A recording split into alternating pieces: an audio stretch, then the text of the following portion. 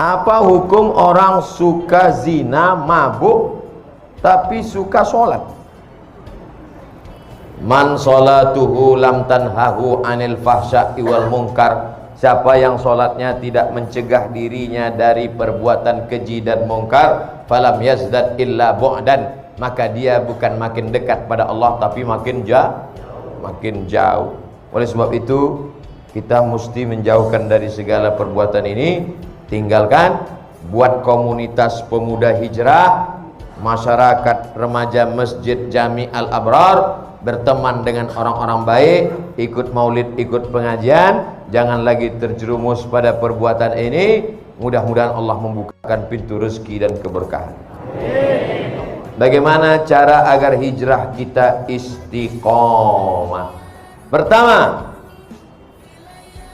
an-nadamu fil qalbi, menyesal dalam hati, wal iqraru bil lisani, diucapkan dengan lidah, astagfirullah, wal amalu bil arkani, diamalkan dengan anggota tubuh, rajin sholat, rajin pengajian. Tapi saya Pak Ustadz masih tetap teringat-ingat, terbayang-bayang sama mantan. Hilangkan nomornya. Hadiah-hadiah yang dia kasih dulu dalam bentuk gelang, cincin, rantai, anting, buang semuanya. Karena kalau itu masih dilihat, teringat, terbayang, buang. Dulu dia kasih ada sendal Pak Ustadz, buang, ganti sendal baru. Dulu dia nggak ada ngasih duit Pak Ustadz, jangan. Tempat-tempat yang pernah dikunjungi bersama, kebun, mal, hindari. Segala yang mengingatkan dia, minta pada Allah, ya Allah, lumpuhkan otakku agar tidak mengingat dia kembali. Na'udzubillah, lumpuh betulan. Hilang semua hafalan-hafalan Quran. Supaya hanya berzikir. Walladzina idza fa'alu fa'ishatan, kalau ada terlintas di pikiran macam-macam, au zalamu anfusahum, kalau dia menganiaya dirinya, zakarullah, istighfar. Jadi yang pertama, taubat nasuha dengan syarat dan ketentuan berlaku. Yang kedua, menggabungkan diri dengan komunitas hijrah. Bapak-bapak yang sudah hijrah, komunitas. Anak-anak muda yang hijrah, komunitas. Anak-anak belum ada dosa lagi. Kalian belum ada dosa, belum akil balik. Kalau mau ribut, ribut lah sekarang.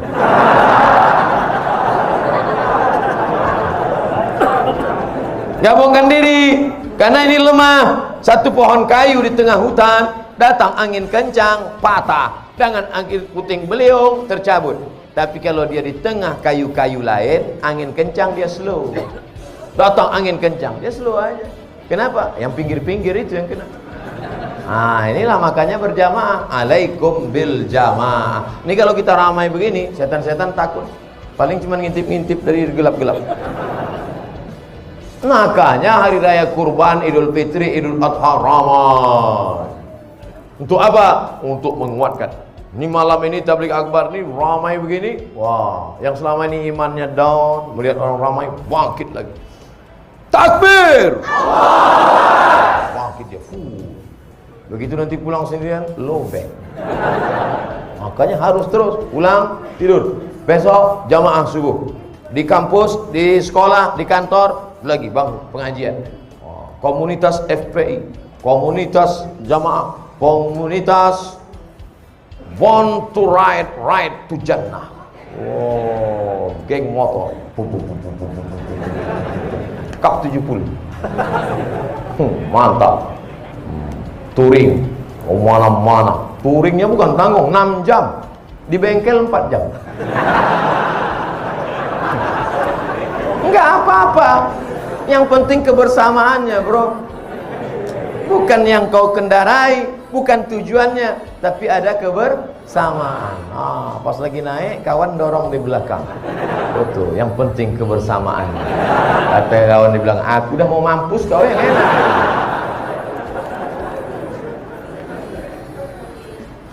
Pertama, menyesal dalam hati, diikrarkan di lidah, diamalkan dengan anggota tubuh, menyesal. Lalu kemudian setelah itu menggabungkan diri dengan komunitas.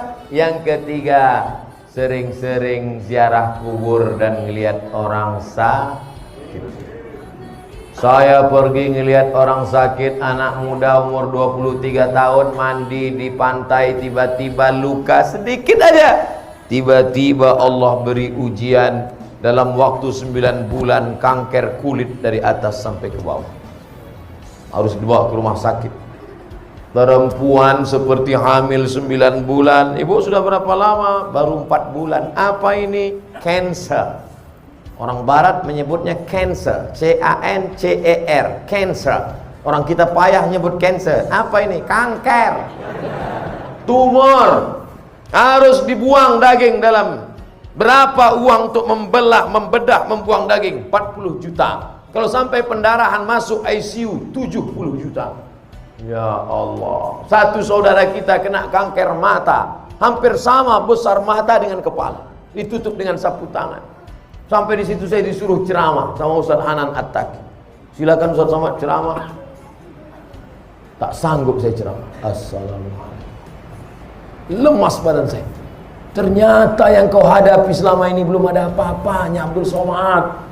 Mereka kulitnya, perutnya, matanya, yang satu berlubang leher. Nah, kanker tenggorokan. Jadi yang kau rasakan selama ini belum ada apa-apanya, Abdul Somad. Kau baru dilaporkan. Kadang kita hidup ini kita merasa kita lah yang paling berat, kita lah yang paling. Ternyata pergilah ke rumah sakit. Pergi. Besok Pak Ustaz, malam ini juga.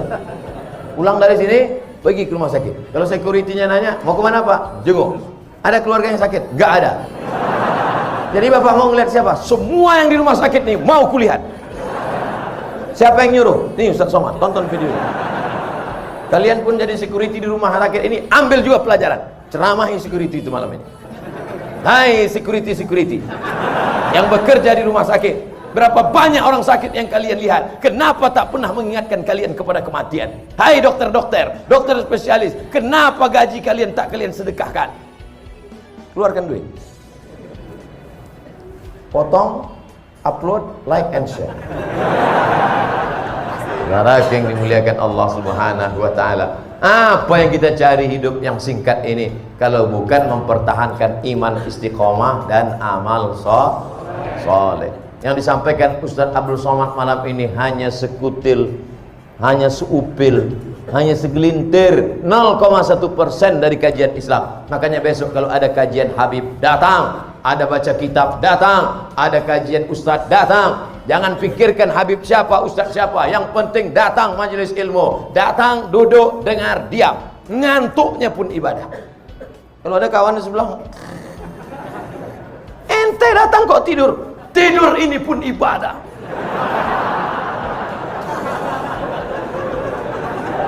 Masya Allah, tabarakallah.